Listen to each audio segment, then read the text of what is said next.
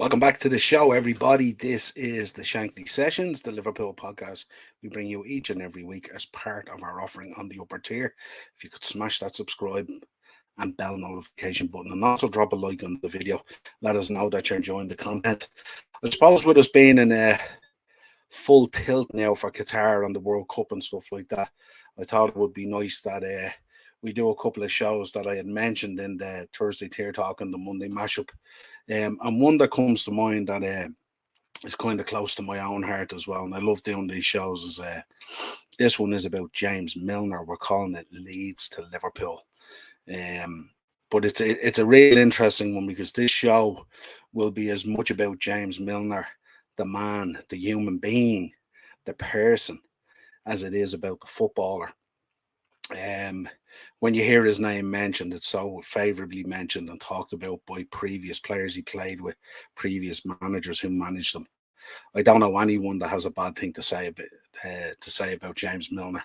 He is, when you hear his name, you think model professional, you think longevity, you think fitness, you think a great guy, a great human being, selfless, a man who looks nothing more than to give back, and also quite the joker, and trickster and stuff like that as well, and just an all-round great guy and a man who's probably such a positive um, part of any team he would be involved in, and a great guy to have, especially around youth players, to guide them in such a way to what they should be doing, looking after themselves, not losing their head, not worrying about driving around in Lamborghinis or making TikTok videos in Dubai or anything like this. This guy is a model professional that I think the whole football world speaks fondly of. Recently, he joined the 600 Club, which is an amazing club. Only four players in it, I think, including himself, which is a remarkable achievement and heading towards, I think, 900 games in total. And we'll go through all that. I mean, we'll go through all his records and his honours and stuff like that. He also heads up the James Milner Foundation. And when we talk about this man being selfless, this is a foundation he's put together that raises finances to help provide recreation for the youth in the community through football, rugby, and cricket, and has raised serious amounts of money over its time. And he continues to invest in the youth all the time. And when we talk about Milner and we talk about youth, I have to put this one up. Look at that fresh-faced kid playing for Leeds all the way back then. Strongbow, the advertisers and stuff like that. But look at that kid there. I wonder did that kid back then ever think he'd reach 600 games in the Premier League and close to 900 games in his career. And for really good teams. And when you talk about James Milner, like he's the personification of what a professional footballer is, really. He's been outstanding at every club he's played for. He has kept some serious players out of teams that he played in. He has played under no less than 22 managers, and we'll talk about them later, who all speak favourably of him. And we've picked out some quotes, of course, from the gaffer and also from previous players and stuff he played with, and players that he never played with that he played against. Um, he's highly spoken of by the likes of Danny Alves. And when players like that are speaking highly of you, you know that you've left a mark on the sport. But that's that fresh-faced kid who started out as a teenager at Leeds and became a sensation and set the football world alight. So that's our show tonight. Our show tonight is from Leeds to Liverpool. And we'll cover, of course, Newcastle, Aston Villa, and Man City as well. Um, but it's a sensational journey and one that I felt on the podcast definitely needed an episode. We do these episodes from time to time when we mark players if they've passed away or players if they've retired or on their anniversary and stuff like that. But it's nice to be able to do one with a guy who's a current player. And a guy that, you could say this season as well has been vilified at times by the fan base. They've questioned why he has played. At times, he hasn't played to the standard that he'd want to. But the one thing you'll get with James Milner every time he crosses that white line is 110%. Now, whether at the age of 37, I think it is now, whether 110% is enough for where Liverpool want to be, that's a different debate. But you cannot question this man's commitment every time he crosses that line. An absolute fabulous player, and one that I felt that we had to mark. The other thing when I talk about James Milner, and this is the human side again, I talk about James Milner being so selfless and so generous. If you remember back to 2019 when Liverpool won the Champions League, a massive parade was organised. I have the copies of the Echo behind me there on the wall, showing the parade and stuff like that. That sea of red that you're seeing through the city. Nearly 1 million fans took to the streets, 750,000 or something like that, a huge number. And during that tour, James Milner made a request to the bus on the way back to Melwood that they would pass by Andrew Devine's house and stop to present Andrew with the trophy as well. For those of you who don't know who Andrew Devine is, Andrew Devine became the 97th victim of the Hillsborough disaster, passed away a while ago. It was enshrined in the history of the club, and now sits on the back of every jersey as the 97 with the two flames on the back of the neck. But he requested that the bus pass by his house. And I remember those pictures well, where the bus stopped outside his house and Andrew was outside his house. He was wheelchair bound from the Hillsborough disaster. And James Milner took the trophy and hung the trophy over the bus, and presented it, if you like, to Andrew. And he made sure that it must have been an unbelievable moment for both Andrew and his family. And what a gesture for James Milner at a time where you could be caught up so much in winning of the European Cup, which was obviously a huge thing for the club and a massive thing from James Milner in terms of a trophy to put into his honours. But in that moment to be thinking, this is what I need to do. This is not about me. It's about him. It's about the fans. Always about giving back. Always selfless. Always so generous with his time, with his finances, and everything else. And I just thought that that gesture said everything about the man that James Milner is. So I thought I'd bring that up as well. So the two things obviously really important, that one and obviously the foundation. And I'm sure as you see with a lot of clubs in the Premier League, when they go visiting the children's hospitals at Christmas time coming up soon, James Milner is always at the forefront of that. He's absolutely brilliant, and he just has that.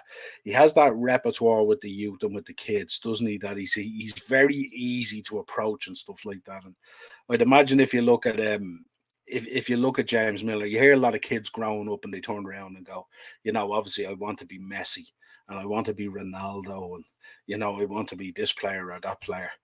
When in truth, most people, most kids growing up, I think would just love to end up having a career like James Milner, and turn out to be the kind of person James Milner is.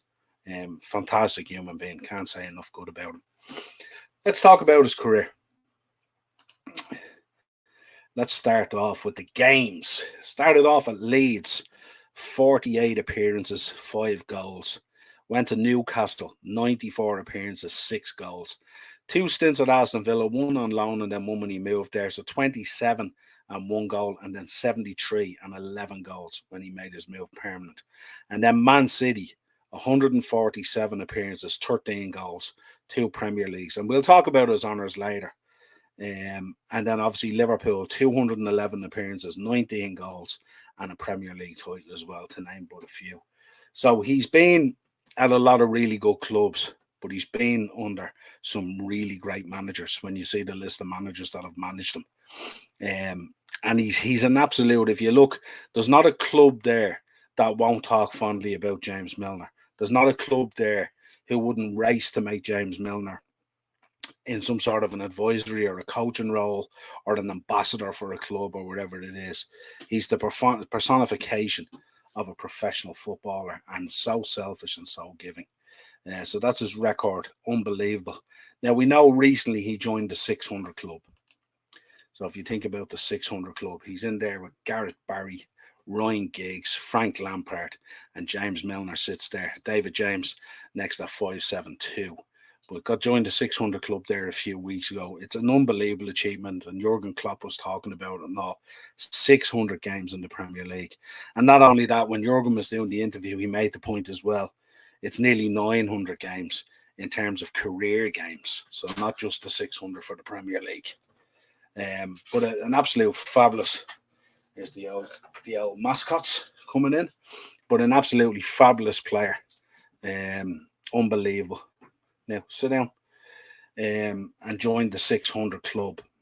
Um, let's have a look at some of his managers, which make for interesting reading. So if you look there, 893 games in total, and there might be more now from when I put this together. 85 goals in total.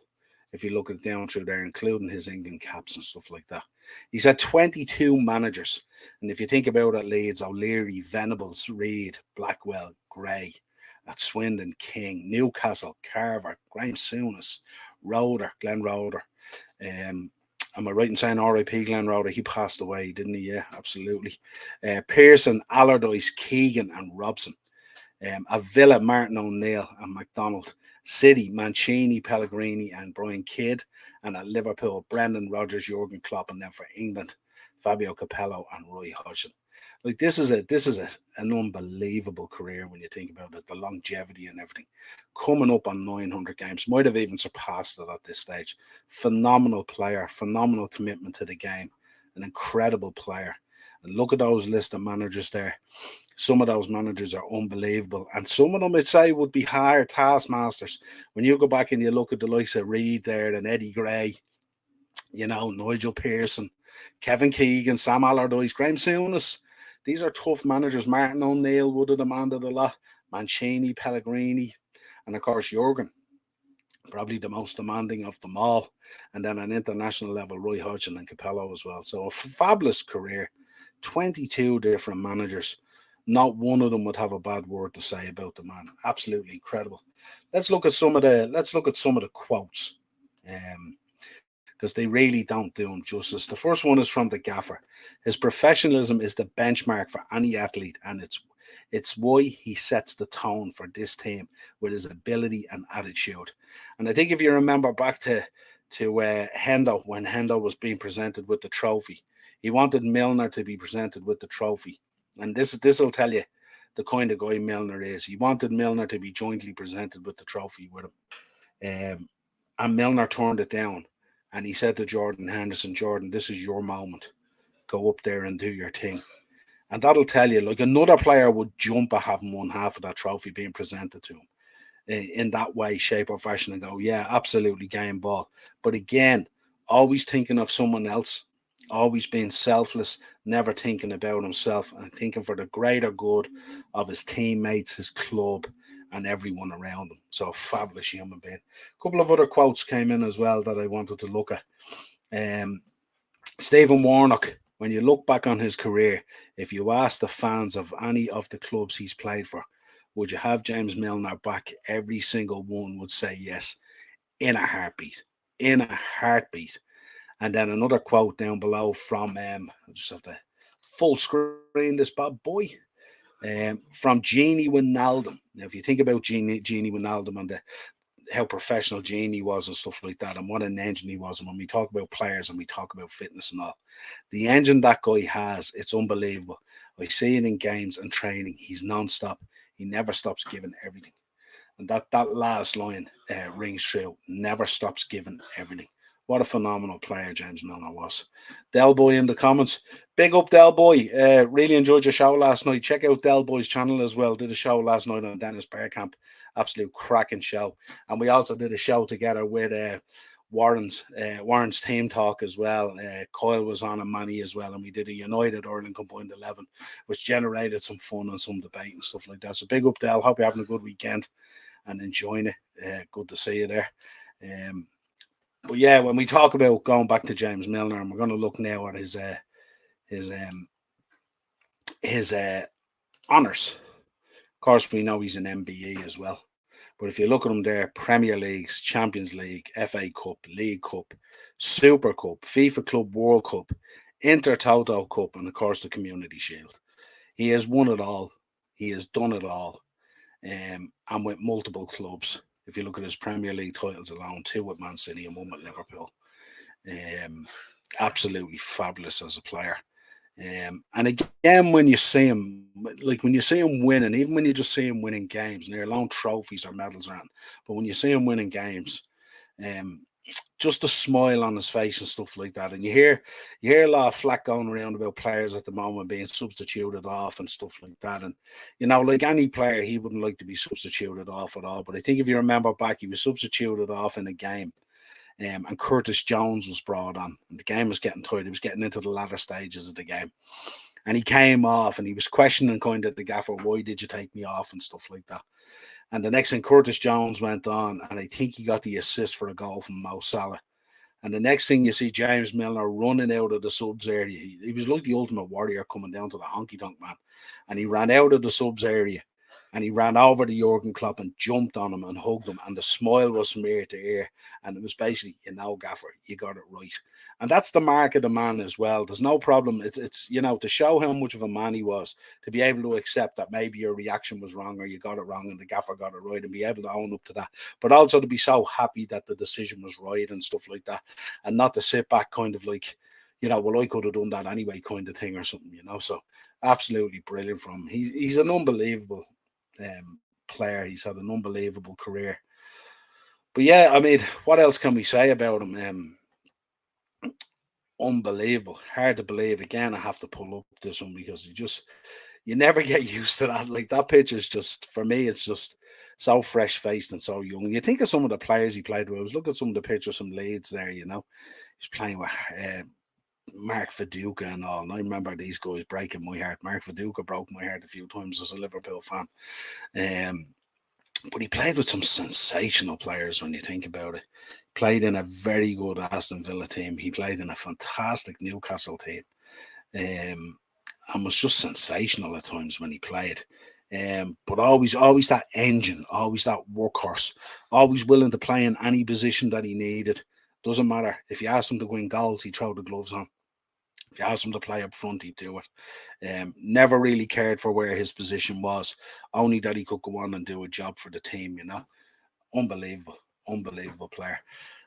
That's all we've left to say really about him, It's not a long one or anything like that, but it was just one. I just wanted to mark him joining the 600 club, really, but I just wanted to deliver a bit of an episode that spoke about James Milner, the person, as well as James Milner, the player.